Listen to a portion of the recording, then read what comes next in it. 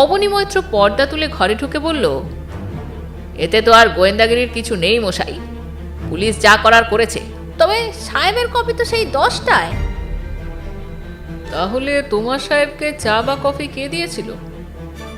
সেটাই তো বুঝতে পারছি না স্যার, আপনাকে সচ কথা বলি স্যার। আমেরিকা মুল্লুকে গিয়ে ড্রাগ পিয়ে ওই সুদর্শন বাবুর মাথা একেবারে বিগড়ে গিয়েছে। হ্যাঁ হ্যাঁ, স্বচ্ছন্দে।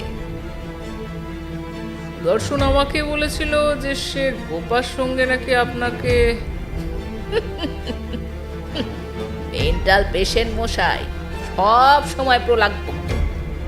কিন্তু বুঝতে পারছি না যে সুদর্শন প্রাইভেট ডিটেকটিভ কেন লাগিয়েছিল। আপনি তো অন্তর্যামী দেখছি colonel. Hello friends, welcome to গল্পের বৈঠক। আমি রূপসা আবার চলে এসেছি। আর আজকে আমি আপনাদের জন্য নিয়ে এসেছি লেখক সৈয়দ মুস্তাফা সিরাজের লেখা আপনাদের প্রিয় কর্নেল সমগ্র থেকে ডাকিনীতন্ত্র গল্পটির অন্তিম পর্ব। তো চলুন বেশি দেরি না করে কর্নেলের সঙ্গে রহস্যোদ্ঘাটন করা যাক। পথে যেতে যেতে বললাম, আমার কিন্তু খুব অবাক লাগছে কর্নেল। সুদর্শন গোপাকে ঘৃণা তো করতই, গোপাকে তো সে খুন করবে বলেছিল, এমনকি গোপার জন্যই তো সে সুইসাইড করতেও চেয়েছিল। সেই গোপাকে অমন একটা চিঠি লিখলো। চিঠিটা পড়লে তুমি সব বুঝতে পারবে জয়ন্ত। প্রায় 11:30 তো বাজে। এত রাত্রে তোমাকে তো আর সল্ট লেকে ফিরতে দিচ্ছি না। আজকাল আবার কলকাতা বড় ভয়ঙ্কর, বুঝলে? কর্নেল, কাগজের অফিস থেকে ফিরতে না আমার রাত 1টাও বেজে যায়। কাজেই এসব ভয় আমাকে দেখাবেন না। ডাইনের গলিতে ঢোকো তো জয়ন্ত, কুইক! একটা গাড়ি আমাদের ফলো করছে।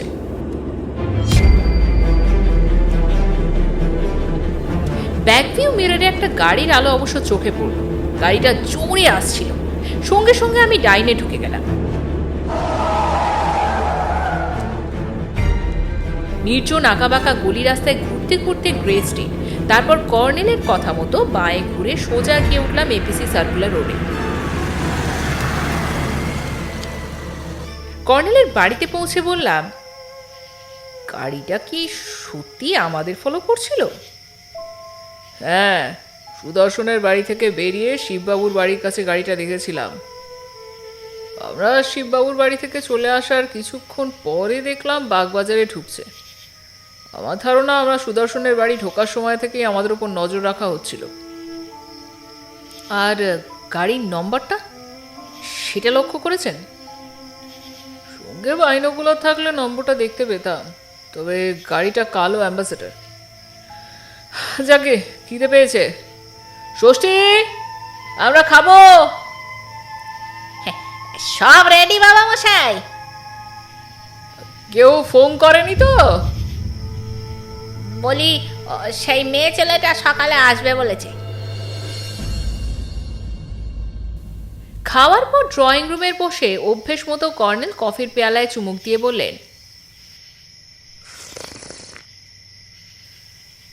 অপূর্ণা কাল কলেজে যায়নি। কাল সুদর্শন তার কাছে গিয়েছিল, তারপর সে চণ্ডীতলা আশ্রমে গিয়েছিল। কৃষ্ণনগর থেকে কলকাতা আসার ট্রেন বা বাস তো প্রচুর। রাত 1টায় বাড়ি ফিরে চিঠিটা লিখেও ছিল। আপনি বরং চিঠিটা একবার দিন তো, পড়ি। কর্নেল পকেট থেকে ভাঁজ করা একটা কাগজ বের করে আমাকে দিলেন। খুলে দেখি ইংরেজিতে লেখা একটা চিঠি। বাংলায় অনুবাদ করলে মোটামুটি এই রকম দাঁড়ায়, গোপা, তোমাকে আমি খুবই ঘৃণা করি।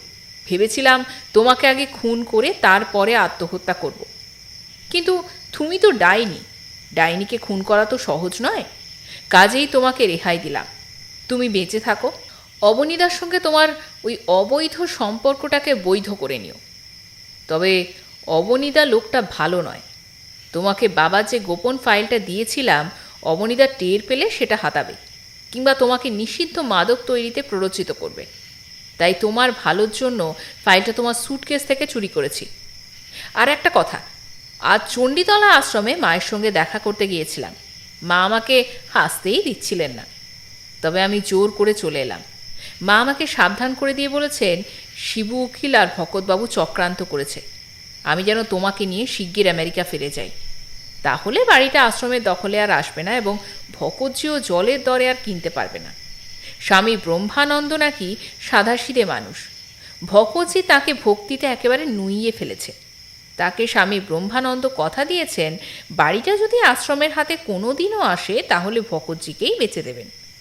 ভক্তের সঙ্গে দরাদরি আর কিসের, ভকতজি মাত্র 50,000 টাকা দেবে, অথচ বাড়িটার দাম খালি জমি সমেত এই বাজারে অন্তত কয়েক লক্ষ টাকা।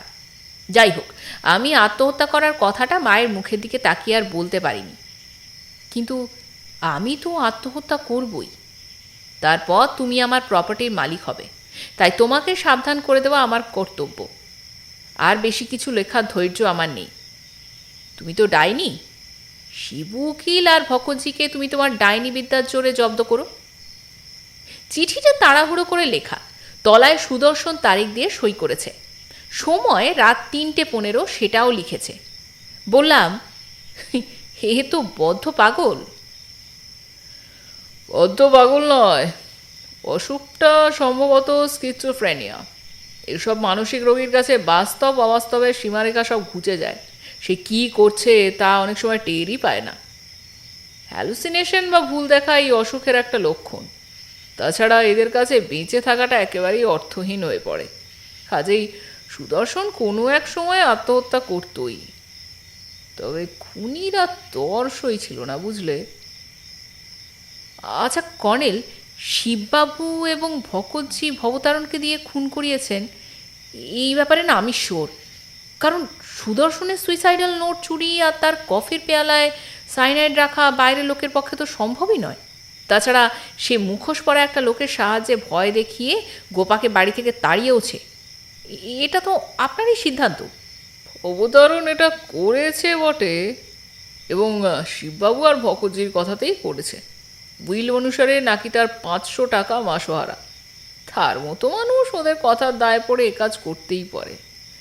তাছাড়া গোপাকে সে হয়তো পছন্দ করতো না, চণ্ডীতলা আশ্রমে চিঠি নিয়ে যেতেও তো সে বাধ্য। কিন্তু কিন্তু কিসে? সুদর্শনের সুইসাইডাল নোটটা ইংরেজিতে লেখা, অবতারণ ইংরেজি তো জানে না।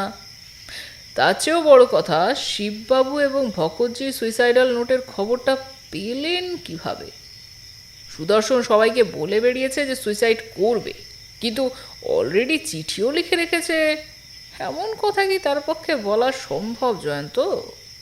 কোনো আত্মহত্যাকারী কি বলে বেড়ায় যে আত্মহত্যার চিঠিটাও লিখে ফেলেছি? আসলে সুদর্শনের মতো মানসিক রোগীর পক্ষে। তাহলে তোমাকে এবং গতকাল সকালে আমাকেও বলতো। মানসিক রোগে বলেই বাকি কথাটাও বলা তার পক্ষে স্বাভাবিকই ছিল। একবার স্মরণ করে দেখো তো জয়ন্ত, কাল সকালে সে আমাদের সঙ্গে কথা বলার সময় হুইচা চিঠিটা বলে হঠাৎ সে ঘর থেকে তো বেরিয়েই গিয়েছিল। যদি চিঠিটা হারিয়ে গিয়ে থাকতো তাহলে তো সে হইচই বাঁধাতো, অন্তত গোপা তো জানতে পারতই, আর আমাদের সে কথা বলতো। এর থেকে ধরে নিচ্ছি যে চিঠিটা সে লিখতে লিখতে উঠেই এসেছিল, লেখার পর কোথাও লুকিয়ে রেখেছিল হয়তো, আর সেখান থেকে কেউ চুরি করেছে। তবে সুদর্শন সেটা নিশ্চয়ই টের পায়নি, পেলে সাবধান হয়ে যেত। আর এইখানেই আসছে টাইমিংয়ের প্রশ্ন। সুদর্শন আত্মহত্যার নির্দিষ্ট সময়ে স্থির করেনি, এমনকি গত রাত্রে গোপাকে লেখা চিঠিতেও তার আভাস নেই। গোপাকে তার মানে আপনি সন্দেহের তালিকা থেকে বাদ দিয়েছেন? দিয়েছি, কারণ তার মিশন একেবারে ভিন্ন ছিল। কয়েক লক্ষ টাকার প্রপার্টির চেয়ে সদানন্দবাবুর ফর্মুলার দাম অনেক অনেক বেশি। সুদর্শন তাকে ওইটে দিয়েছিল। তার মৃত্যুর পর গোপা আবিষ্কার করেছে যে ওটা সুটকেসে নেই। তাহলে কি অবনী মৈত্র? অবনী অবশ্য আমার সন্দেহের তালিকায় আছে, কিন্তু তার মোটিভ? টাকার বিনিময়ে ভকতজিকে সুইসাইডাল নোট সে বেচতেই পারে, কিন্তু তাকে কেউ টেলিফোনে নাকি আবার ভয় দেখিয়েছে। এর কারণটা কি? কর্নেল চুরুটটা অ্যাস্ট্রেতে ঘষে নিয়ে নিভিয়ে বললেন, মাই গুডনেস, রাত প্রায় 1টা, চলো চলো শুয়ে পড়া যাক। ভোরে উঠে কর্নেল বাড়ির ছাদে তার বিচিত্র শূন্যোদ্যান পরিচর্যায় যান। 8টায় নেমে আসেন। ঠিক 8:30টায় ষষ্ঠীর ডাকে আমার ঘুম ভাঙল। ষষ্ঠী মুচকি হেসে বলল, সেই মেয়ে ছেলেটা এসেছে দাদাবাবু। মেয়ে ছেলে কে? অপর্ণা রায়? আগে আপনি বাথরুম সেরে আসুন, আমি ওই কপি রেডি করি গে। কিছুক্ষণ পরে কফির পেয়ালা হাতে ড্রয়িং রুমে গেলাম। কর্নেল তার রীতি অনুসারে সম্ভাষণ করলেন। মর্নিং জয়ন্ত, আশা করি বেশ সুনিদ্রাই হয়েছে। অপর্ণার মুখে শোক দুঃখের গাঢ় ছাপ। আস্তে আস্তে বলল, আমি বরং উঠি কর্নেল সরকার, এখান থেকে শিয়ালদা চলে যাব। আজ তো আর কলেজে না গেলেই নয়।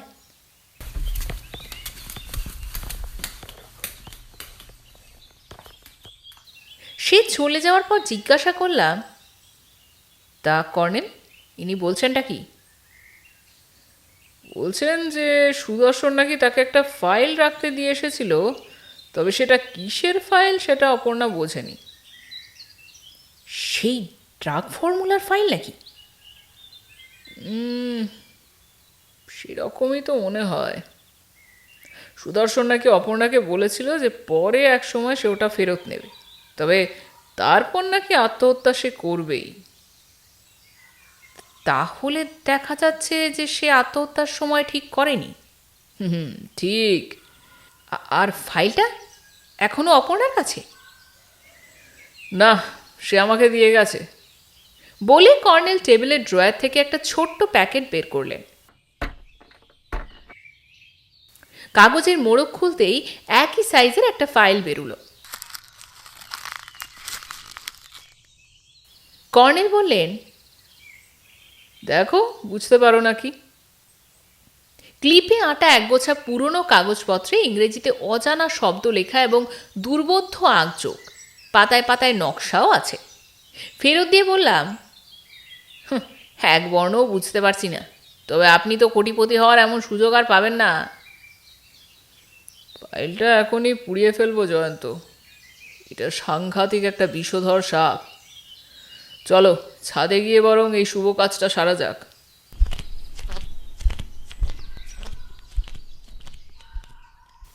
ছাদের বাগানের এক কোণে কর্নেল ফাইলটা পুড়িয়ে ছাই করে দিলেন। তার একটু পরে ষষ্ঠীচরণ এসে বলল, বাবু, এক সাধু বাবা এসেছেন, বললেন খুব জরুরি দরকার। নেমে এসে দেখি গেরুয়া পোশাকধারী অবনীতান্ত্রিক ত্রিশূল হাতে বসে আছে। আরে অবনীবাবু যে, কোনো গণ্ডগোল হয়নি তো? মা আমাকে সারাক্ষণ গার্ড দিচ্ছেন কর্নেল, গণ্ডগোল করে কার আর সাধ্য। তবে একটা সুখবর দিতে এলাম। আপনার চলে আসার পর ধ্যানে বসেছিলাম, তো ভোর রাত্রে গোপাকে খুঁজে বের করেছি। তাই নাকি? বলেন কি, কোথায়? দিল্লিতে। তা আপনি দিল্লি কি মন্ত্রবলে উড়ে গিয়েছিলেন? আরে ধুর মশাই, তন্ত্রের আকর্ষণ। ট্রাঙ্ক কলে নিজেই সাড়া দিল, বলল আমেরিকা ফিরে যেতে চেয়েছিল, তবে প্ল্যান ক্যান্সেল করেছে। আজ কিংবা কালই কলকাতায় আসছে। আমি যেন কথাটা আপনাকে জানিয়ে দিই। কর্নেল চোখ বুজে ইজি চেয়ারে হেলান দিয়ে বললেন, তা ভালো, তবে ভবতারণের কোনো খোঁজ পেয়েছেন? পেয়েছি, ব্যাটার ছেলে চণ্ডীতলা আশ্রমে গেছে। তা এই খোঁজটাও কি ধ্যানে পেলেন নাকি? ভাবার জন্যে ধ্যানে বসতে হবে? ধ্যান অত কি সস্তা? শিবু উকিলের মুহুরি ওই কালীবাবুর সঙ্গে রাস্তায় দেখা হলো। বললাম, ভবার খবর জানো কিনা একেন? তা জিজ্ঞাসা করলাম, ভবার খবর কি কিছু জানো কালিদা? তা কালিদা বললেন যে বাবু নাকি ওকে চণ্ডীতলা আশ্রমে পাঠিয়েছে। আপনি ব্যাপারটা বুঝছেন তো কর্নেল? কই না তো। আরে বাবা, ব্রহ্মানন্দকে চিঠি লিখে পাঠিয়েছে। Come on, all clear. আসুক না কেউ, একেবারে পেটে ত্রিশূল বিধিয়ে দেব। কোপা প্রপার্টির মালিক, আমি উইলের সাক্ষী। শিবু উকিল ফ্যাকড়া বাদলে রঞ্জুবাবুকে লড়িয়ে দেবো একেবারে। রঞ্জুবাবু ঠিকে? ওই যে শিবু উকিলের বইমাত্রেও দাদা, একেবারে বাগা উকিল। দুজনের তো মুখ দেখা দেখিই নেই, কেস দিলে না লুফে নেবে, লুফে নেবে, বুঝলেন?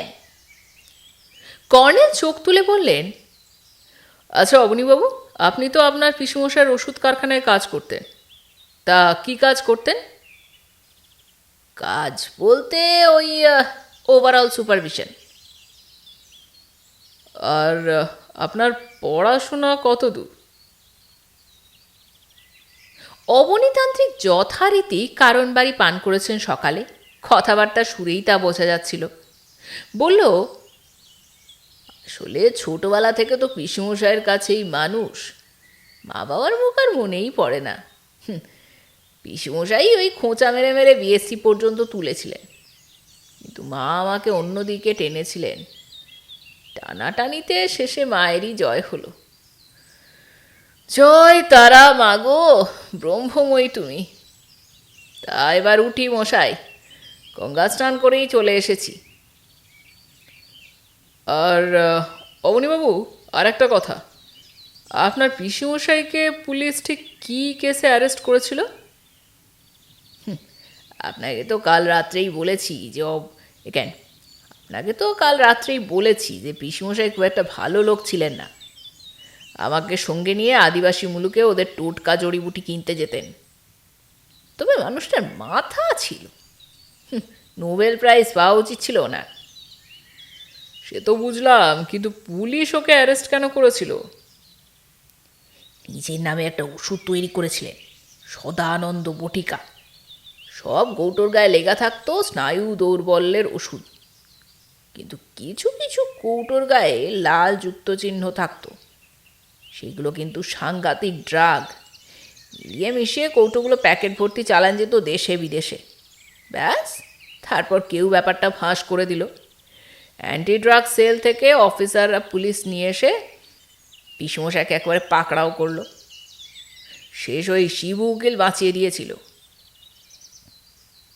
আর সেই ড্রাগের ফর্মুলা আপনার কিছু জানা আছে? না না না না মশাই, আমার আবার ড্রাগ টাগ নিয়ে মাথা ব্যথা নেই। মায়ের কৃপায় ওই কারণ বাড়ি যথেষ্ট। তবে লুকোবো না, রাত্রিবেলা বাবার সেবাও একটুখানি করি। বাবাকেও তো দেখতে হবে নাকি? বাবার প্রসাদও একটু আধটু খাই। ভাং? আগে হ্যাঁ। কোপা আপনাকে সদানন্দ বটিকা সম্পর্কে কিছু জিজ্ঞাসা করেনি? কোপা? কই না তো। মা তারা, ব্রহ্মময়ী মাগো। উঠে কর্নেল সাহেব। অবনীতান্ত্রিক উঠে দাঁড়ালো, তারপর দরজার কাছে গিয়ে হঠাৎই ঘুরে বলল, এই যা, আসল কথাটাই তো আপনাকে বলা হলো না। আপনারা যেন আর আমাদের তল্লাটে যাবেন না মশাই। ওই শিবু উকিলের মুহুরি কালিদা আমাকে বলছিল, বাবুর পেছনে গোয়েন্দা লাগিয়েছে কে জানো বাবু? তা আমি তো চেপে গেছি। তখন কালিদা বলল, বাবু নাকি গোয়েন্দা দুটোকে গঙ্গায় ভাসিয়ে দেবেন। বাবুর পোষা গন্ডারা ওত পেতে আছে, বুঝলেন? সে বিড়বিড় করে মন্ত্র জপতে জপতে বেরিয়ে গেল।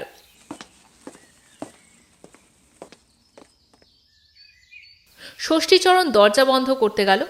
কর্নেল কিছুক্ষণ চুপচাপ চুরুট টানার পর বললেন, তাহলে গোপা ফিরে আসছে, কিন্তু দিল্লি গিয়ে হঠাৎ প্ল্যান বদলালো কেন? সে তো স্পষ্টই ভয় পেয়ে পালিয়ে যেতে চেয়েছিল, তবে দিল্লি গিয়ে হঠাৎ সাহসী হয়ে উঠল। শিবপদবাবুর যা মনোভাব জেনেছি, তাতে তো গোপার সঙ্গে সংঘর্ষ অনিবার্য। আবার গোপার জীবনের ঝুঁকিও আছে। ঝুঁকি নিয়েই ফিরছে এখানে। হয়তো দিল্লিতে গিয়ে সে তার গ্রুপের এজেন্টের সঙ্গে যোগাযোগ করেছে। ওদের নেটওয়ার্ক তো আবার সর্বত্র ছড়িয়ে আছে। ফর্মুলা উদ্ধার করার জন্যই গোপাকে হয়তো কলকাতায় ফিরতে হচ্ছে। হুম, তোমার কথায় অবশ্য যুক্তি আছে, কিন্তু আমাকে খবর দিতে বলার কারণটা কি? সেটা হয়তো জাস্ট আ ফর্মালিটি। আপনিই তো ওর ফ্লাইটের ব্যবস্থা করে দিয়েছিলেন, তাই।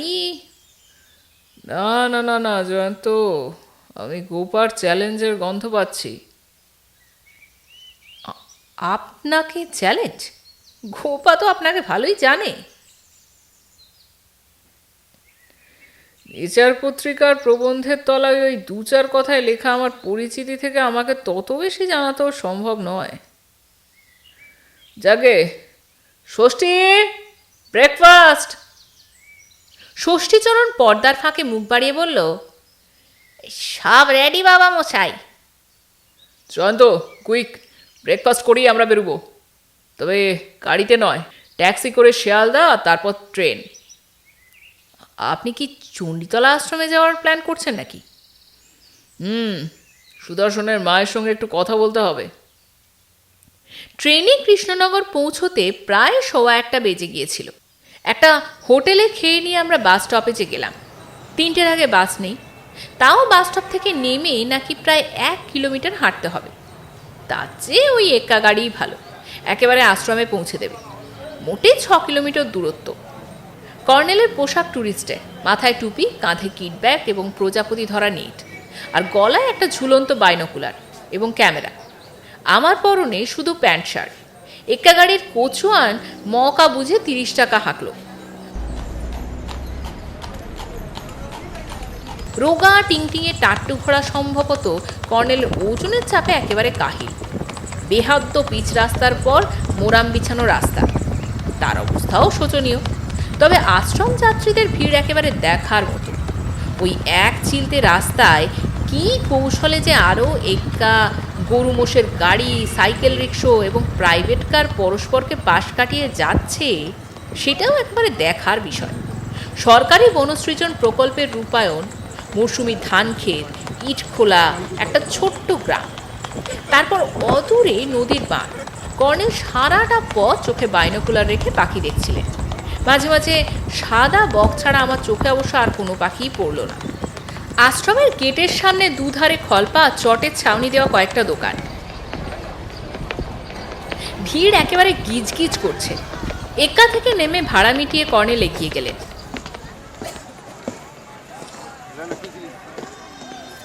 জুতো পরে আশ্রমে ঢোকা যাবে না, তাই কর্নেল গেটের প্রহরী একজন ভক্তকে জিজ্ঞাসা করলেন, আচ্ছা, আশ্রমের স্কুলটা কোথায়? আপনারা ওই ডান দিকে ঘুরে চলে যান। আশ্রমের পাঁচিলটা নিচু, কিন্তু উপরে কাঁটা তারের বেড়া। ঘন গাছপালা দেখা যাচ্ছিল ভেতরে। মন্দির, নাট মন্দির, সারবন্দি কুটির এবং মাইকে সংকীর্তন। স্কুলের গেটটা একটু ছোট, ভেতরে একেবারে ফুলবাগিচা ঝলমল করছে। এদিকটা মোটামুটি শান্ত এবং নিরিবিলি। মাইকের আওয়াজ এদিকে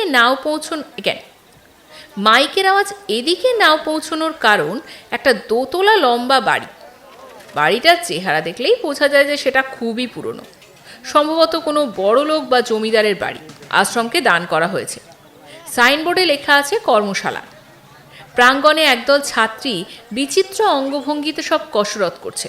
একজন শিক্ষিকা সামনে দাঁড়িয়ে নির্দেশ দিচ্ছেন। আমরা অফিস ঘরে ঢুকলাম। নীল পাড়ে সাদা শাড়ি পরা 3জন মহিলা একসঙ্গে মুখ তুললেন। নমস্কার, আমি করুণাময়ী দেবীর সঙ্গে একটু দেখা করতে চাই। হেডমিস্ট্রেস তো অসুস্থ, কাল থেকে উনি স্কুলে আসেননি। ও, আসলে আমরা কলকাতা থেকে আসছি। আপনার যদি ওর কোয়ার্টারটা একটু দেখিয়ে দেন, খুবই বাধিত হব।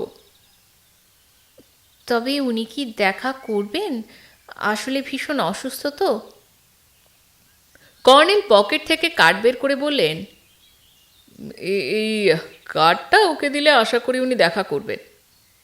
লক্ষ্য করলাম যে কর্নেলের এই কার্ডটা অন্য কার্ড। সাধারণ কার্ডে নামের নিচে শুধু লেখা থাকে নেচারিস্ট, আর এই কার্ডের নামের নিচে লেখা আছে প্রাইভেট ইনভেস্টিগেটর। প্রাইভেট ইনভেস্টিগেটর মানে? আপনি প্লিজ মানে নিয়ে মাথা ঘামাবেন না। করুণাময়ী দেবী ঠিকই বুঝবেন। বেশ, চলুন। স্কুলবাড়ির পেছনে গাছপালার ভেতর সারবন্দি একতলা ঘর দেখা যাচ্ছিল। তার উল্টো দিকে একটা আলাদা একতলা বাড়ি। বাড়ির পাশেই একটা ছোট মন্দির আর এক টুকরো ফুল বাগান। বাড়িটার বারান্দায় তেমনই নীলপাড়ের সাদা শাড়ি পরা একজন তরুণী দাঁড়িয়েছিল। সে আমাদের দিকে ফ্যালফ্যাল করে তাকিয়ে রইল। আমাদের সঙ্গিনী মহিলা বললেন, শুভা, মাসিমা এখন কেমন আছেন রে? এরা কলকাতা থেকে মাসিমার সঙ্গে একটু দেখা করতে এসেছেন। আসলে মাসিমা তো শুয়ে আছেন দিদি।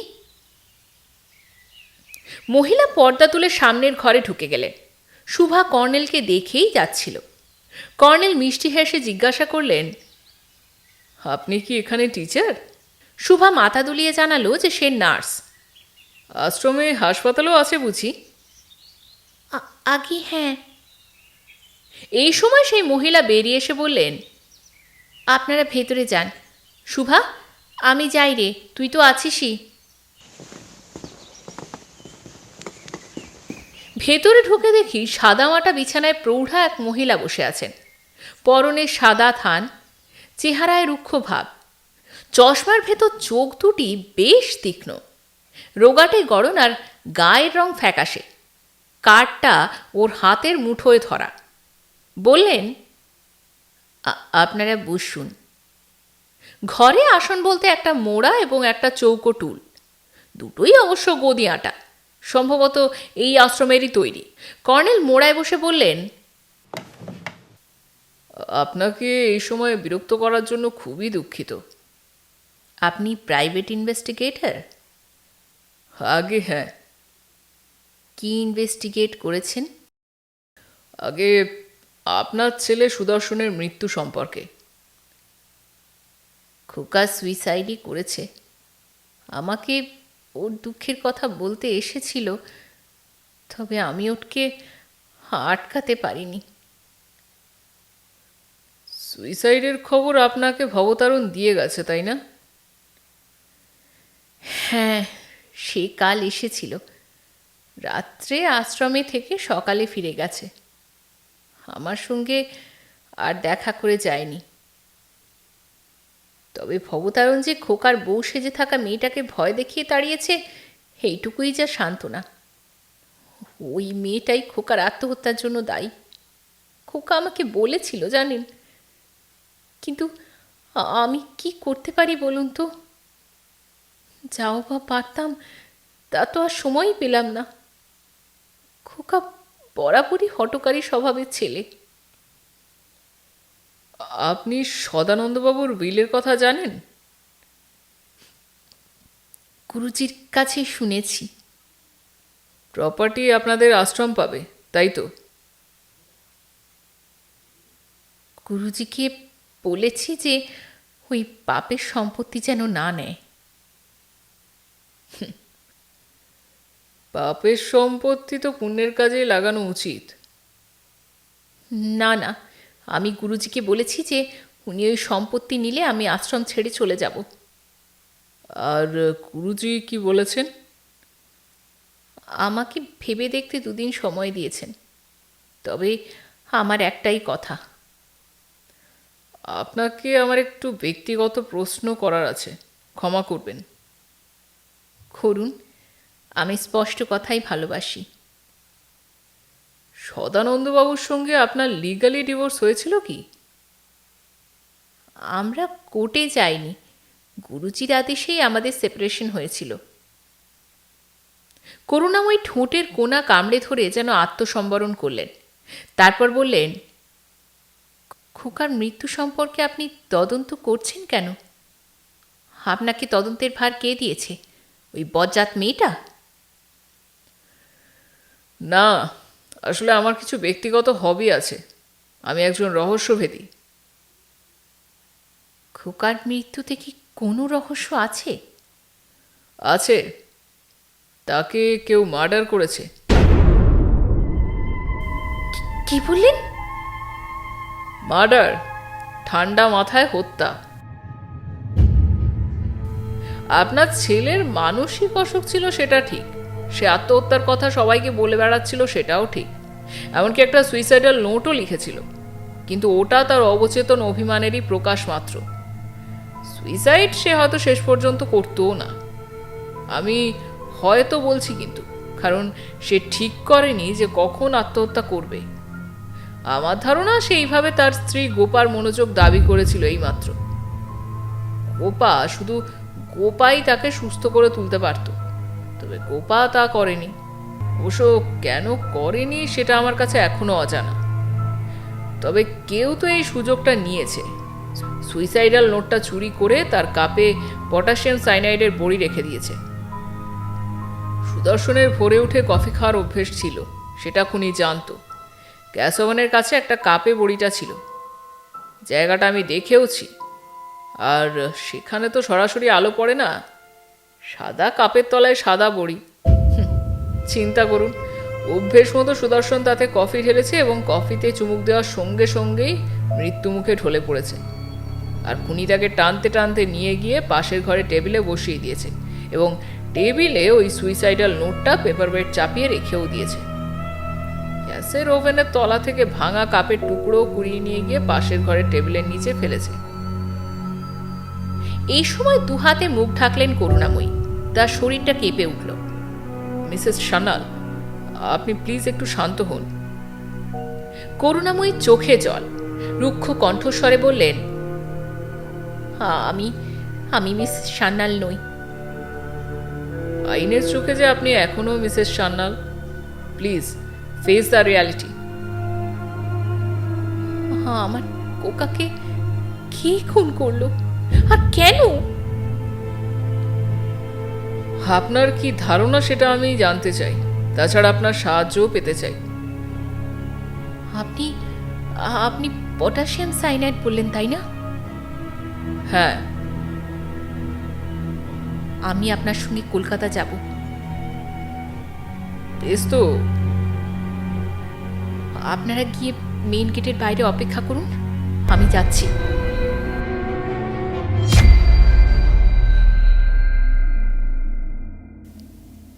শুধু এটুকু বুঝেছিলাম যে করুণাময়ী চুপি চুপি আশ্রম থেকে কলকাতা যেতে চান। কর্নেলকে জিজ্ঞাসা করে কোনো হদিশ পাইনি। এক্কা গাড়ি চেপে কৃষ্ণনগর স্টেশন, তারপর ট্রেনে শিয়ালদা পৌঁছতে রাত 8:30 বেজে গিয়েছিল। সারা পথ করুণাময়ী গম্ভীর এবং নীরব ছিলেন, কর্নেলও তাই। শিয়ালদা থেকে ট্যাক্সি থেকে চেপে বাগবাজারের দিকে যাওয়ার সময় আমার বেশ অস্বস্তি হচ্ছিল, তবে কর্নেল তো নির্বিকার। পেছনে কোনো কালো অ্যাম্বাসেডার দেখা মাত্রই মনে হচ্ছিল যে কেউ আমাদের ফলো করে আসছে, তবে শেষ পর্যন্ত তেমন কোনো কালো গাড়ি আর ফলো করে আসেনি। ট্যাক্সি চালক ট্রাম লাইন থেকে গলিতে ঢুকতে রাজি হলো না। কালকের মতো এই রাত্রেও আবার এলাকা জুড়ে লোডশেডিং। প্রতি মুহূর্তে আমার আশঙ্কা হচ্ছিল এই বুঝি শিববাবুর গুন্ডারা আমাদের হামলা করবে। বাড়ির গেটের কাছে করুণাময়ী ডাকলেন, ভবতারণ, ও বউ। পোর্টিকোর ছাদ থেকে টর্চের আলো এসে পড়ল। অবনীর সাড়া পাওয়া গেল সঙ্গে সঙ্গে। কে? কি চাই? অবু, আমি, গেট খুলে দে। টর্চ নিভে গেল। একটু পরে নিচের প্রাঙ্গণে আবার চলে উঠল। অবনী ত্রিশূল এবং টর্চ নিয়ে হন্তদন্ত হয়ে আসছিল। তাকে দেখে করুণাময়ী রুষ্ট স্বরে বললেন, আলু নিভিয়ে দে বলছি। আরে কি কাণ্ড, পিসিমা না? আমি স্বপ্ন দেখছি না তো? ব্রহ্মময়ী মাগো! ন্যাকামি করলে থাপ্পড় খাবি। শিগগির গেট খুলে দে বলছি। অবনী গেট খুলে দিল।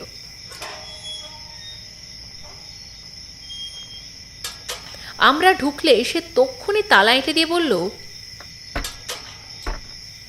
মায়ের একই লীলা, আমি মায়ের বিশ্বাসই করতে পারছি না।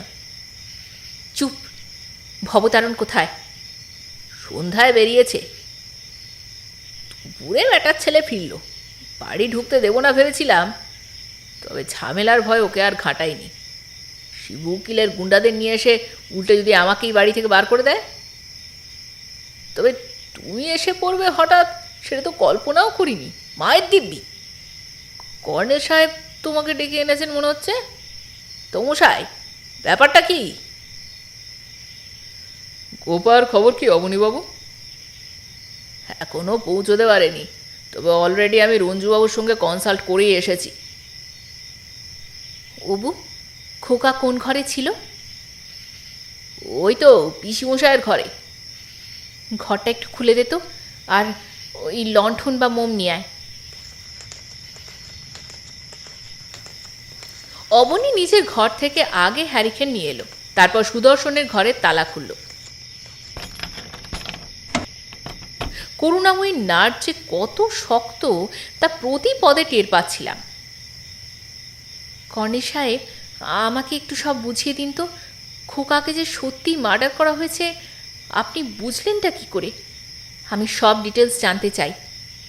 কর্নেল সেই চেয়ারে বসে হাত দুটো টেবিলে বিছিয়ে মুখ কাত করে রেখে চমৎকার অভিনয় করলেন।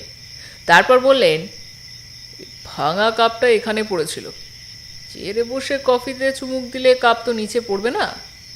পটাশিয়াম সায়ানাইড কয়েক সেকেন্ডেই কাজ করে, কাজেই কাপটা টেবিলেই গড়িয়ে পড়া উচিত ছিল।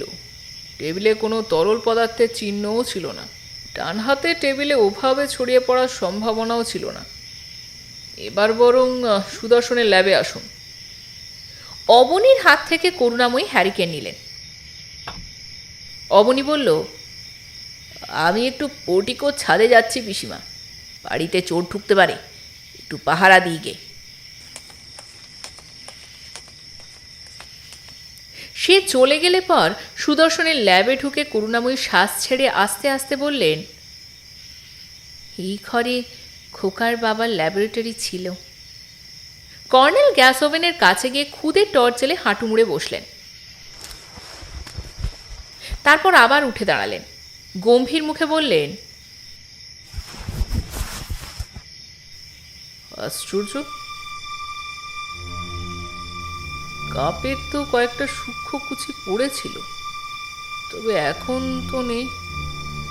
কফির দাগও ছিল, সেটাও তো কেউ ঘষে মুছে দিয়েছে। করুণাময়ী এগিয়ে গেলেন একটা কাচের দেওয়াল আলমারির দিকে। নানা সাইজের কৌটো, প্যাকেট আর শিশি বোতলে আলমারিটা একেবারে ভর্তি। উনি কাচের পাল্লা ধরে টানতেই সেটা খুলে গেল। আলমারিটা খোলা ছিল দেখছি। করুণাময়ী লণ্ঠনটা আমাকে দিয়ে একটা চেয়ার টেনে আনলেন। চেয়ারে উঠে উপরের তাকের পেছনে তিনি হাত ভরলেন, তারপর ব্যস্তভাবে খোঁজাখুঁজি শুরু করলেন। পটাশিয়াম সায়ানাইডের শিশি খুঁজছেন কি? হ্যাঁ, কিন্তু কিন্তু পাচ্ছি না তো। আপনি জানতেন ওখানে শিশিটা ছিল?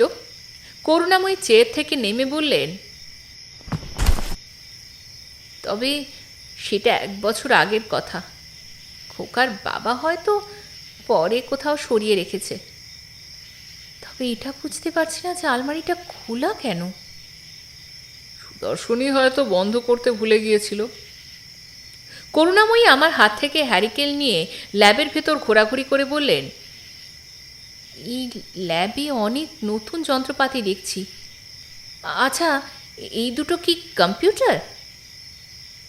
হ্যাঁ, আপনার বৌমাও তো বায়োকেমিস্ট, স্বামীর রিসার্চের ব্যবস্থা করে দিয়েছিল। ওর চালাকি খোকা ধরতে পেরেছিল। সরল সাদাসিধে ছেলেটাকে এক্সপ্লয়েট করছিল মেয়েটা। কর্নেল পকেট থেকে সুদর্শনের লেখা চিঠিটা বের করে দিলেন, বললেন, আপনি এটা একবার পড়ে দেখুন।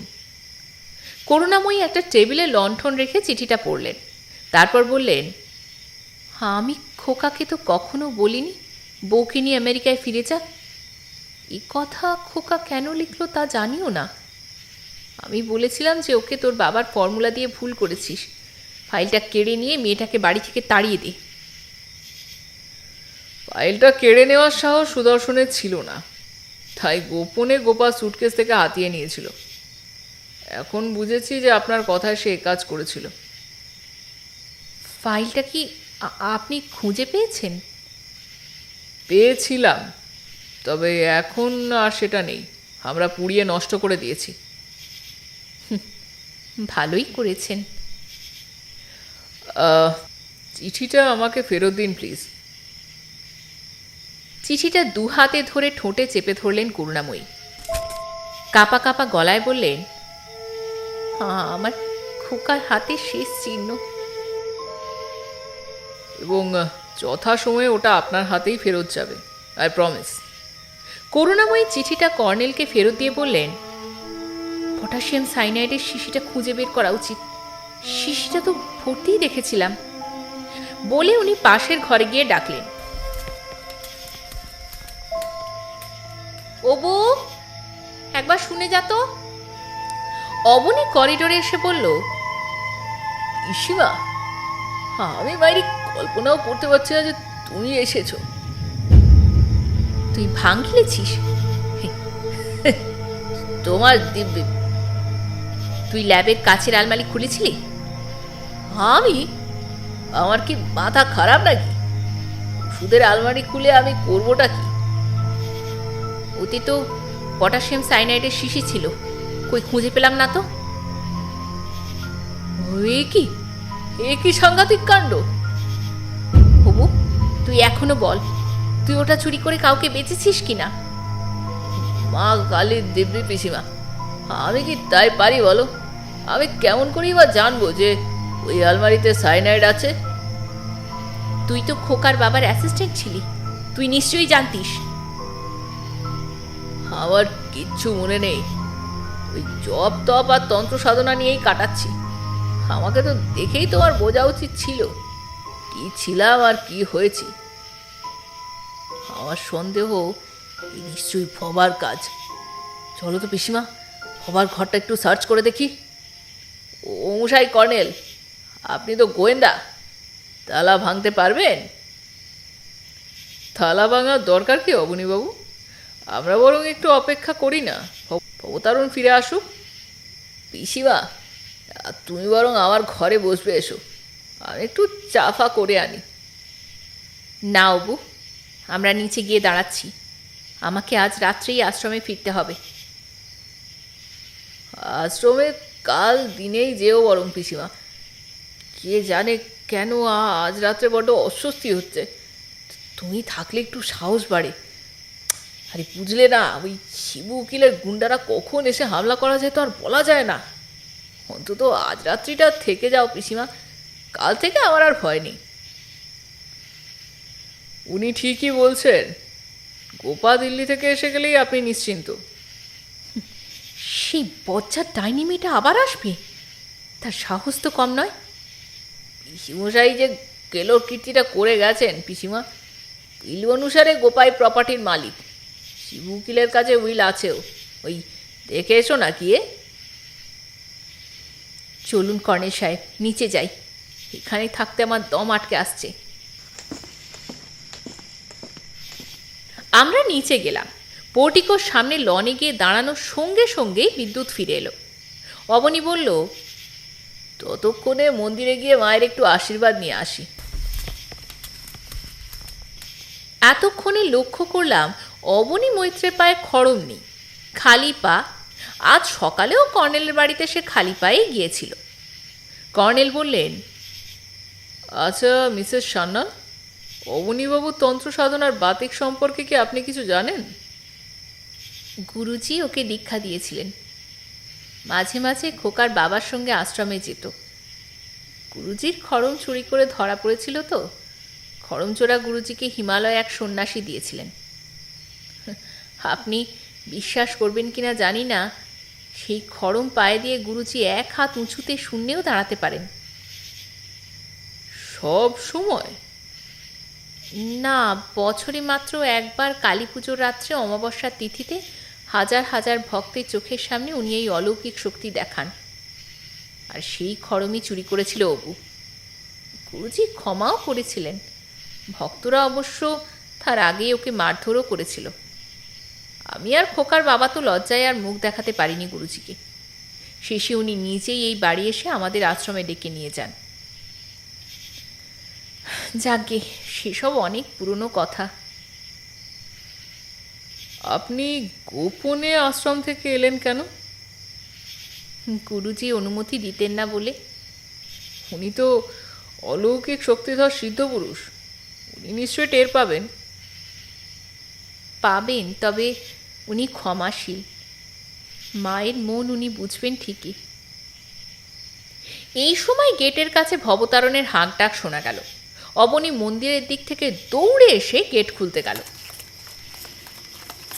বলল, দেখ গে কারা এসেছে, তোর এবারে না পিণ্ডি চটকানো হবে। ভবতারণ হন্তদন্ত এসে থমকে দাঁড়ালো। করুণাময়ী বললেন, ভবা, তুই আমার সঙ্গে দেখা না করে চলে এলি যে? আগে সময় পাইনি। ঘর খোল হতচ্ছাড়া, তোর ঘর সার্চ হবে। ভবতারণও পাল্টা হুঙ্কার দিয়ে বলল, যান যান, বেশি জাঁক দেখাবেন না। আমি কি চুরি করেছি যে আমার ঘর সার্চ হবে? ভবা, তোর ঘরটা একবার দেখতে চাই। তা দেখবেন বই কি মা ঠাকুরন, কিন্তু কেন বলুন তো? অবনী ত্রিশূল নেড়ে বলল, শাট আপ, শিগগির ঘর খোল। গোমরা মুখে ভবতারণ তার ঘরের তালা খুলল।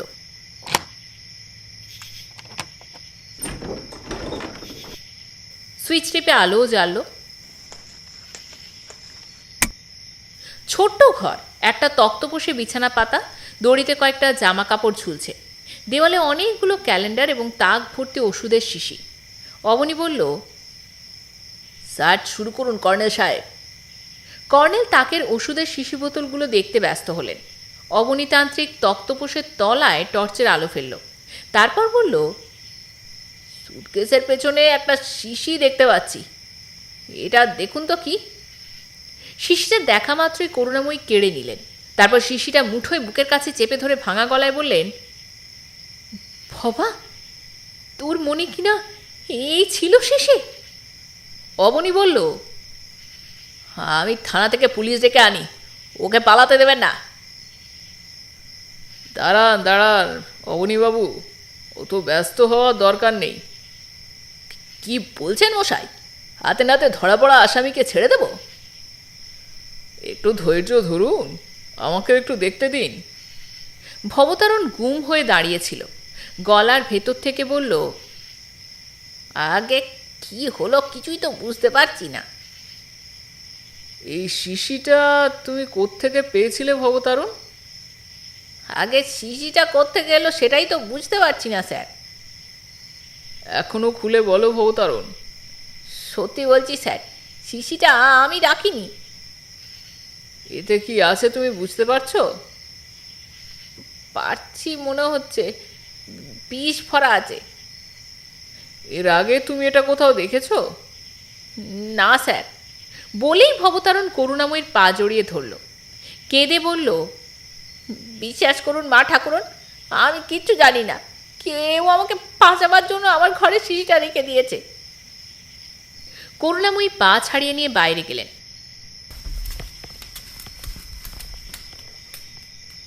কর্নেল বললেন, ভবতারণ, আজ আশ্রম থেকে ফিরে তুমি ঘর পরিষ্কার করেছিলে, দরজার পাশে ধুলোও জড়ো করা আছে। দুপুরে পরিষ্কার করেছি স্যার, তবে শিশিরটা তো তখন দেখিনি। আজ তোমার ঘরে কি কেউ এসেছিল? ওই তো একবার জগা এসেছিল, কিছুক্ষণ গপ্পসপ্প করেই চলে গেছে। জগা? সেটাকে? আগে উকিলবাবুর লোক, ওই গুন্ডা, কর্নেল সাহেব গুন্ডা, সাংঘাতিক লোক। আর কে এসেছিল বাবা? তারকবাবুর ছেলে গোপালও এসেছিল। সেও তো একটা বাটপার মস্তান, জগার রাইট হ্যান্ড। গোপাল কেন এসেছিল? আগে স্যার টাকা চাইতে। অবনীবাবু, আপনি ওদের দেখেছিলেন? না না না না, কি করে দেখতে পাবো? অবনী এগিয়ে গিয়ে ওপাশে একটা দরজা খুলল। এই দেখুন, ভবার চেলা চামুন্ডাদের যাতায়াতের পথ। ওদিকে কর্পোরেশনের আবর্জনার গাদা এবং একটা জঙ্গুলে পুরো জমি দেখা যাচ্ছিল। কর্নেল বললেন, দরজাটা বন্ধ করে দিন অবনীবাবু, আবর্জনার খুবই দুর্গন্ধ আসছে। অবনী দরজা বন্ধ করে দিয়ে বলল, তাহলে এবার থানায় যাই। ঝামেলা বাড়িয়ে আর লাভ নেই অবনীবাবু। বলেই কর্নেল বেরিয়ে গেলেন। দেখলাম লনে আলো আধারে দাঁড়িয়ে করুণাময়ী ফুপিয়ে ফুপিয়ে কাঁদছেন। কর্নেল ওর কাছে গিয়ে বললেন,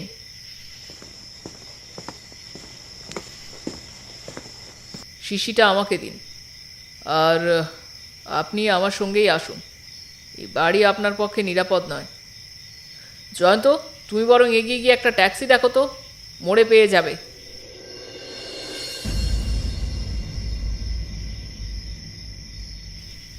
করুণাময়ীকে শিয়ালদা স্টেশনে তুলে দিয়ে কর্নেলের অ্যাপার্টমেন্টে ফিরতে রাত 10:30 বেজে গিয়েছিল।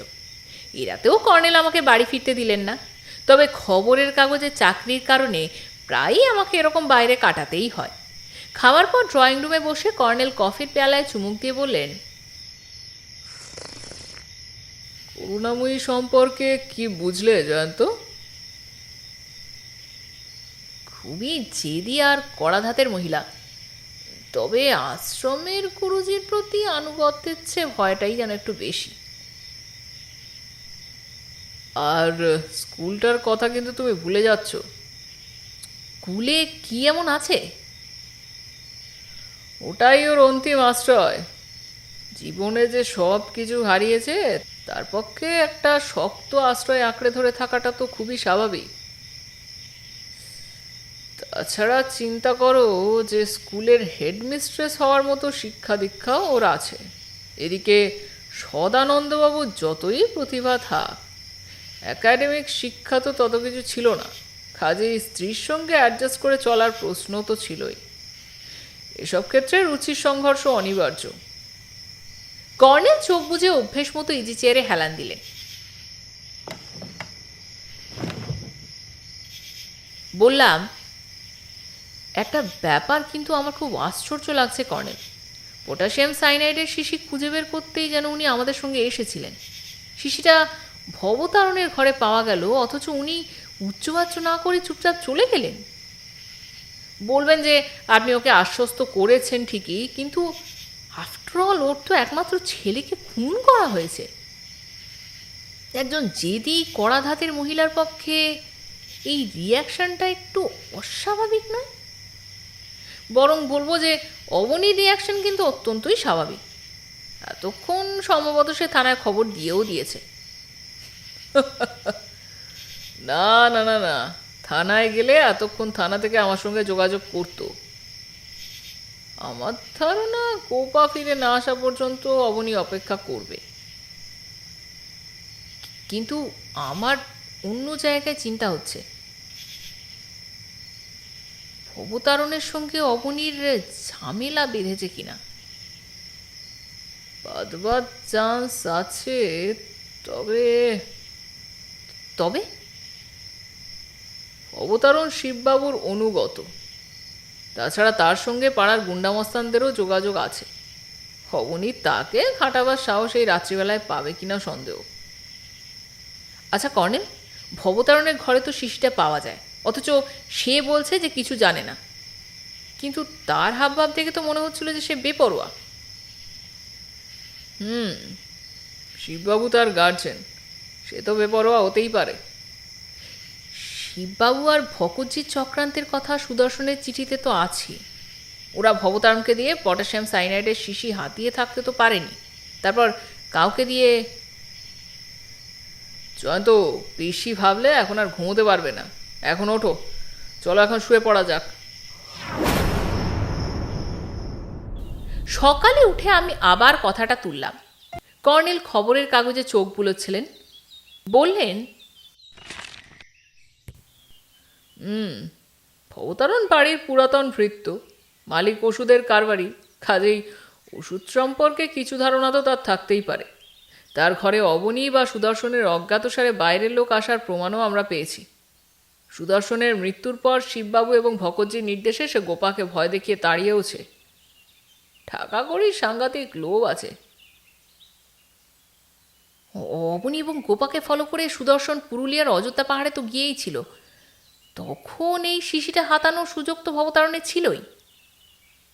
সে তো নিশ্চয়ই ছিল। আবার দেখুন কর্নেল, সুদর্শনের ল্যাবে ভকতজির গোডাউন থেকেও সিঁড়ি বেয়ে ঢোকা যায়। কেউ ল্যাবের দরজাটা জাস্ট খুলে দিলেই হলো। ঘটনা রাত্রে সুদর্শন ঘরে তো ছিল না, ওই রাত 1টার দিকে ফিরেছিল।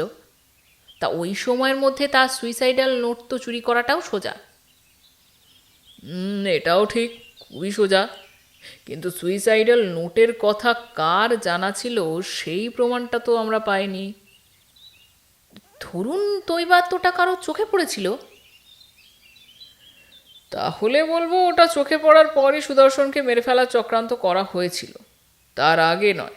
কারণ সুদর্শনকে মেরে ফেলার ঝুঁকি অনেক আছে, অনেকেই জড়িয়ে যেত এই খুনের মামলায়। কাজেই শিশিটা চুরি অত আগে করা হয়নি। হাল ছেড়ে দিয়ে বললাম, না, আমার মাথা তো ভোঁ করছে কর্নেল। সব ডেলিভারেট মার্ডারের মোটিভ থাকে জয়ন্ত, প্রতিহিংসা চরিতার্থ কিংবা বৈষয়িক লাভ। এক্ষেত্রে কারো প্রতিহিংসা চরিতার্থ করার কোনো সূত্র আমরা পাইনি, কাজেই বৈষয়িক লাভটাই মোটিভ হয়ে দাঁড়াচ্ছে, তাই তো? তাহলে গোপাই তো প্রথম সন্দেহযোগ্য। কিন্তু গোপা তো এসেছিল সদানন্দ বটিকার ফর্মুলা হাতাতে। এই প্রপার্টির ওপর তার লোভ তো থাকার কথা না কর্নেল? আপনার মতে সে বিদেশি কোনো মাফিয়া চক্রের মেম্বার। ফর্মুলা হাতানোর পর সে সুদর্শনকে মেরে ফেলবে কেন? এটাও ঠিক বলেছো তুমি। তবে অবনীকে সে ট্রাঙ্কলে জানিয়েছে যে প্ল্যান বদলে কলকাতা ফিরে আসছে। আর সত্যি যদি সে ফিরে আসে তখন রহস্যের পর্দা আশা করি সরেই যাবে। কর্নেল কাগজে ভাঁজ রেখে বললেন, এখন সমস্যা হলো এটা এমন একটা কেস যা কোনোভাবেই হোমিসাইড বলে তো প্রমাণ করা যাবে না। আমার উদ্দেশ্য শুধু এই হত্যা রহস্য জানা। তবে তোমার পয়েন্টটা অবশ্যই গুরুত্বপূর্ণ। কোন পয়েন্ট বলুন তো? অবতারণের ঘরে পটাশিয়াম সায়ানাইডের শিশি পাওয়া গেল কেন?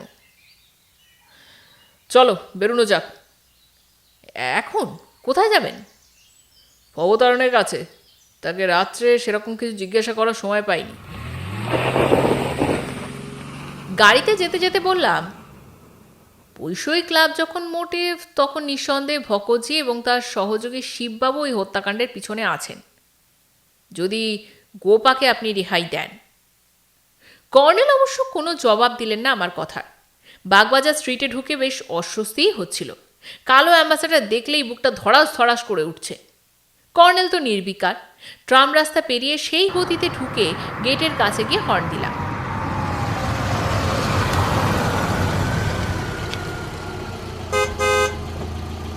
মন্দিরের দিক থেকে অবনীতান্ত্রিক দৌড়ে এলো। বাবা কাঠ, সকালে ভগতজির খোঁজে গিয়েছিলাম, সেও কাঠ। ওর কর্মচারীরা বলল বোম্বে গেছে। বুঝলেন তো? বুঝলাম।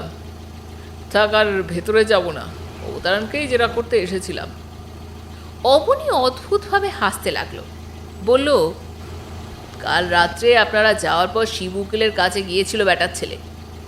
সকালে কালীটা চুপি চুপি বলল যে শিবু উকিল নাকি ওকে গা ঢাকা দিতে বলেছে। অবতারণ কখন গেছে কিছু জানেন?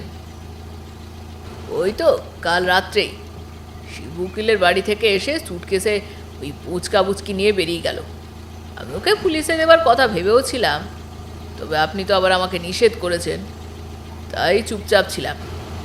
এক্ষুনি ভাবছিলাম আপনাকে একটা টেলিফোন করব, তা মাইতয়ে আপনি এসে পড়লেন।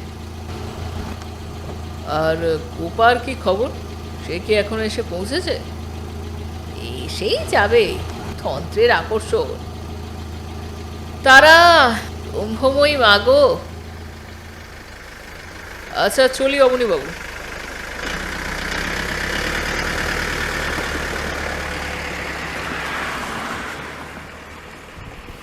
শ্যামবাজারের 5 মাথার মোড়ে পৌঁছে কর্নেল বললেন, আমাকে একটু এখানে নামিয়ে দাও তো জয়ন্ত। আজ আর অফিস কামাই করো না, দরকার হলে আমি বরং তোমায় রিং করে নেব।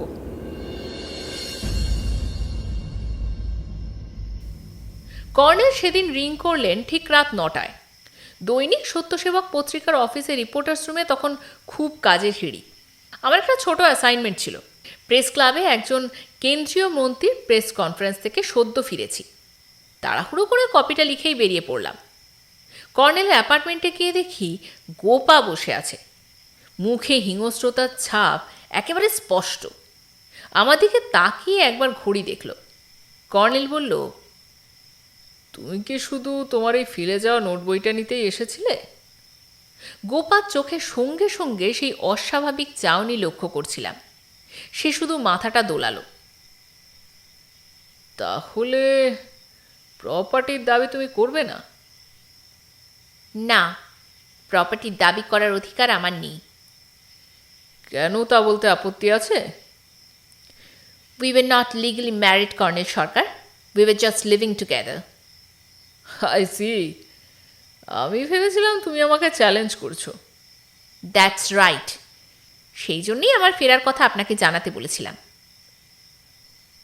কিন্তু তুমি তো চলে যাচ্ছ, আমাকে লড়ার সময় তো দিচ্ছই না। সময় তো যথেষ্টই পেয়েছিলেন, কিন্তু আপনি তো... এনিওয়ে, এখন আমি উঠি। বলে সে দরজার কাছে গিয়ে মার্কিন ঢঙে বলল, বাই কর্নেল। তারপর বেরিয়ে গেল। কর্নেল হাঁকলেন, ষষ্ঠী, দরজাটা বন্ধ করে দে।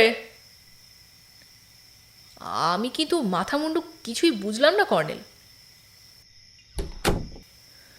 আমিও বুঝিনি। গোপা 8:30 নাগাদ এসে বললো যে এদেশের ডাকিনী তন্ত্র সম্পর্কে সে নাকি অনেক তথ্য সংগ্রহ করেছিল। সেই নোট বইটা সে ভুল করে ফেলে গিয়েছে। সেটা নাকি এতই জরুরি যে... হঠাৎই কর্নেল চোখ খুলে সোজা হলেন এবং তারপর হাত বাড়িয়ে টেলিফোনে ডায়াল করলেন।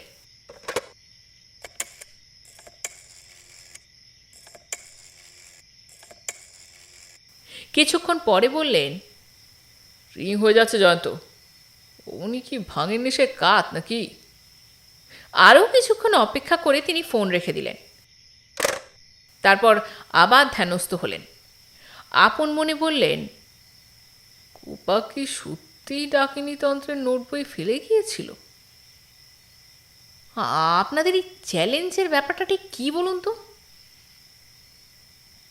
কর্নেল আমার প্রশ্নের জবাব না দিয়ে আবার টেলিফোন তুললেন। ডায়াল করে বললেন, রিং হয়ে যাচ্ছে কেন?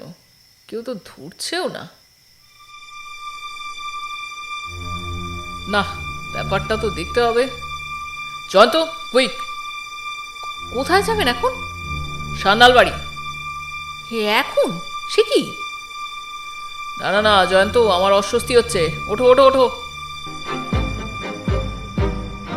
ষষ্ঠী, আমরা বেরোচ্ছি, দরজাটা বন্ধ করে দে।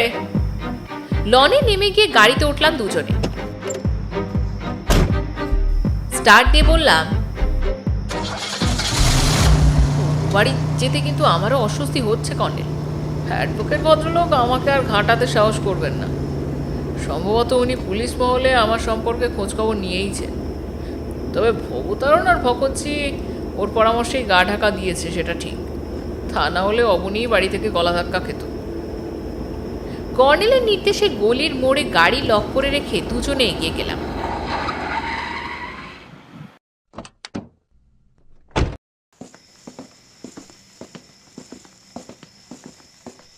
আলো দেখে বুঝলাম নিয়মিত লোডশেডিংয়ের সময় উত্তীর্ণ হয়েছে। প্রথমেই চোখে পড়ল গেটে তালা দেওয়া নেই। কর্নেল ঢুকে পড়লেন এবং তারপর হন্তদন্ত হয়ে এগিয়ে গেলেন।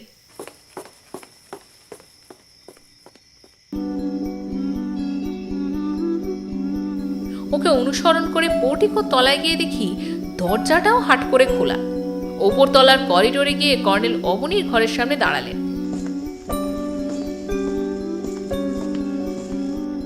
দরজা খোলা।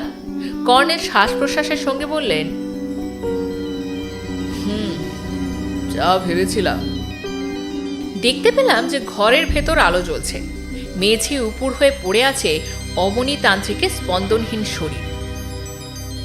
একটা মদের গেলাস ভেঙে চুরে মেঝে ছড়িয়ে রয়েছে। অবনীর মুখের পাশে একটু রক্ত। এ কি সর্বনাশ কর্নেল! সুদর্শনের হত্যাকারীকে শাস্তি দিতেই ফিরে এসেছিল গোপা। মাফিয়া চক্রের মেম্বারদের কাছে সাংঘাতিক বিষের বড়ি থাকে। চলে এসো জয়ন্ত, আমাদের এখানে আর এক মুহূর্তও থাকা উচিত নয়। আমার মুখ দিয়ে আর কথা বেরিল না। শরীরের ওজন যেন কয়েক গুণ বেড়ে গেছে।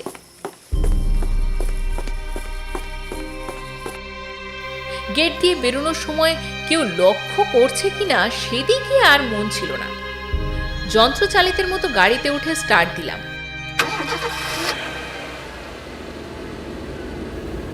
আমার ভয় হচ্ছিল যে এবারে বুঝি অ্যাক্সিডেন্ট করেই ফেলব।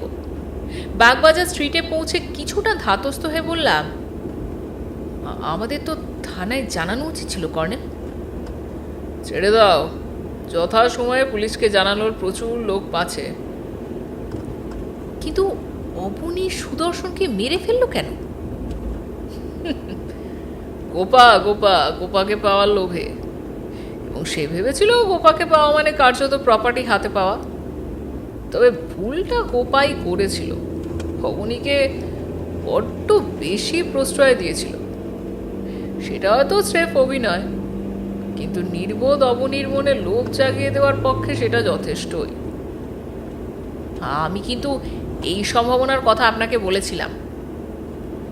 নেহাতি আন্দাজে বলেছিলে, কিন্তু গোড়া থেকে অবনী আমার সন্দেহের তালিকায় ছিল। পরে জানলাম যে সে বিএসসি পর্যন্ত পড়েছে এবং ওষুধের কারখানায় কাজও করেছে। তার পক্ষে পটাশিয়াম সাইনাইডের খোঁজ রাখা তো খুবই সহজ। কিন্তু দৈবাত সুইসাইডাল নোটটা তার হাতে না এলে সে গোপার প্রতি যত লোভই হোক, সুদর্শনকে খতম করার ঝুঁকি নিত কিনা সন্দেহ আছে। সুদর্শন নিজে থেকে কবে আত্মহত্যা করবে সেই আশাতেই তাকে থাকতে হতো। তবে আজ ভবতারণের ঘরে শিশু উদ্ধারে অতি উৎসাহ তার মুখোশটা খুলে দিয়েছিল। গোপা দিল্লি থেকে ফিরে সুদর্শনের হত্যাকারীকে শাস্তি দিল, কিন্তু কেন? এখানে থাকার সময় সে কিছু আঁচ করেনি? এখানে থাকার সময় তো সে এটা করতে পারত। সে প্রশ্নের উত্তর অবশ্য গোপাই দিতে পারে, কিন্তু এখন তো আর তাকে পাচ্ছি না। আর চ্যালেঞ্জ কথাটা তো এখনো বুঝতে পারলাম না কর্নেল। সুদর্শনের হত্যাকারীকে খুঁজে বের করার চ্যালেঞ্জ। কর্নেলের অ্যাপার্টমেন্টে ফিরে গিয়ে দেখি ভবতারণ ফুলো ফুলো মুখ এবং লাল চোখ নিয়ে মেঝে বসে আছে। কর্নেলকে দেখেই হাউমাউ করে কেঁদে পা ধরতে এলো। কর্নেল তাকে আশ্বস্ত করে বললেন, তোমার ভয় নেই ভবতারণ, কিন্তু আগে বলো তো কে তোমাকে আমার কাছে পাঠিয়েছে? আগে উকিলবাবু আমাকে চণ্ডীতলা আশ্রমে গিয়ে মা ঠাকুরনের কাছে সব বুঝিয়ে বলতে বলেছিলেন। সেখানে গিয়ে দিব্যি কেটে সব বললাম। মা ঠাকুরন আমাকে আপনার সঙ্গে দেখাও করতে বললেন। দিনে আসতে তো সাহস হচ্ছিল না ওই পুলিশের ভয়ে, তাই সন্ধ্যার ট্রেনে চলে এলাম। তোমার কোনো দোষ নেই ভবতারণ, তবে তোমার ঘরে বিশেষ শিশি গেল কি করে? সেটাই তো বুঝতে পারছি না স্যার। তবে তবে তবে আমার ঘরের তালা খোলা না খুব সহজ। বাড়ির সব তালার চাবি ওই ওই অবনীবাবুর কাছেই থাকে। খুললে উনি খুলতে পারেন। ডুপ্লিকেট চাবি দিয়ে? আগে আচ্ছা ভবতারণ, তুমি সুদর্শনকে সাহেব বলতে কেন? উকিলবাবু বলেছিলেন যে ওদের সাহেব মেম সাহেব বলবি, তাই বলতাম। তুমি সুদর্শনের ঘর পরিষ্কার করতে? আগে সুদর্শনের ঘরের কোনো কাগজপত্র কি অবনীবাবুকে দিয়েছিলে? ভবতারণ চমকে উঠল, বলল, সাহেব জোরে ফ্যান চালিয়ে দিয়ে কোথাও একটা বেরিয়েছিলেন। তা ঘর সাফ করতে গিয়ে দেখি একটা ভাঁজ করা কাগজ টেবিলের নিচে পড়ে আছে। আমি কাগজটা কুড়িয়ে টেবিলে রাখতে যাচ্ছি, সেই সময় অবনীবাবু এসে বললেন যে ওটা কি রে দেখি। উনি কাগজটা দেখে বললেন, পাগলের কাণ্ড, ওর বউকে দেখাই বলে হাসতে হাসতে ওটা নিয়ে চলে গেলেন। কবে? ওই যেদিন রাত্রে সাহেব মারা গেলেন সেই দিন। কিন্তু কাগজটা কখন পেয়েছিলে? বিকেল বেলায়। সেদিন দুপুর পর্যন্ত সাহেব ঘরের দরজা বন্ধ করে শুয়েছিলেন। টাকাটাকি করে ওঠালাম, শেষে খেয়ে দিয়ে বেরুলেন। ফিরলেন ওই রাত 1টায়। আর তারপর তো তুমি ওকে কাগজটার কথা বলনি?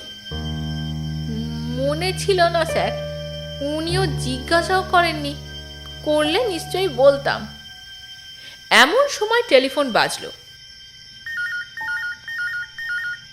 কর্নেল ফোন তুলে সাড়া দিলেন, তারপর বললেন, কোপা, কোথা থেকে ফোন করছো?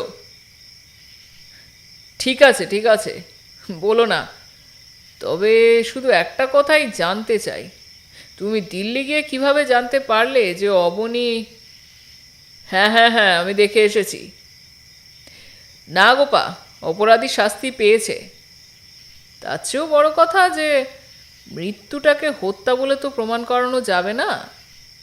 তা নিয়ে হ্যাঁ, বুঝেছি। হ্যালো।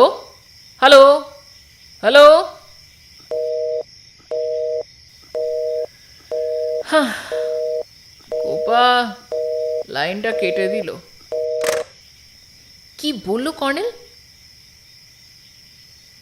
কর্নেল ভবতারণের দিকে তাকিয়ে বললেন, ঠিক আছে ভবতারণ, তুমি বরং এখন এসো। তোমার চিন্তার কোনো কারণ নেই। তুমি ওই আশ্রমে গিয়েই কিছুদিন থাকো, মা ঠাকুরনের সেবা যত্ন করো। ভবতারণ বেরিয়ে যাওয়ার পর বললাম, কোপা কি বলল কর্নেল?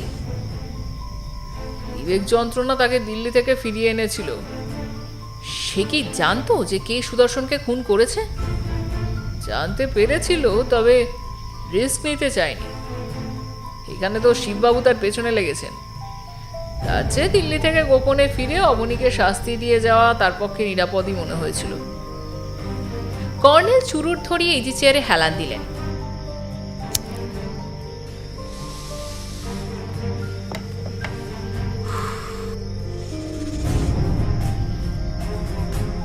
ধোঁয়া ছেড়ে ফের বললেন, আমাকে কথাটা অবনীর মাধ্যমে জানাবার কারণ এবার আশা করি বুঝতেই পারছো। সে বলতে চেয়েছিল যে আমি তাকে যেন বিপদে না ফেলি, কারণ আমিও সুদর্শনের হত্যাকারীর শাস্তি চাই। তবে সত্যি বলতে কি জানো জয়ন্ত, এর বদলে খুন, এমন শাস্তি আমি হয়তো চাইনি।